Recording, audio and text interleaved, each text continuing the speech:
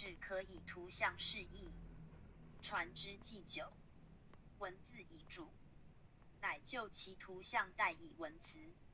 人遂亲原有之图像，而图述文辞。然道家独密存之，以相传授。古来所者图像，皆列于义，以示其变化。汉晋时有传之者，如参同契等书，皆述道而以正之。可见道之真传在义，欲知古圣之言道，必从意象求之。此图像谓至重要，有非文辞可比者。文辞皆后圣推阐图像者，只可视为义之事故，非义之本来面目。今舍辞而取彼，遂使义道无以大名于世。